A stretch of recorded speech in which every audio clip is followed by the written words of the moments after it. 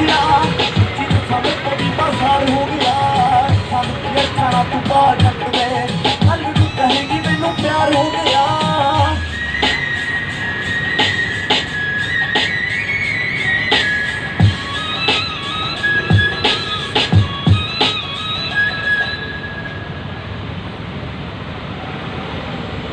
शार का कीड़ा मार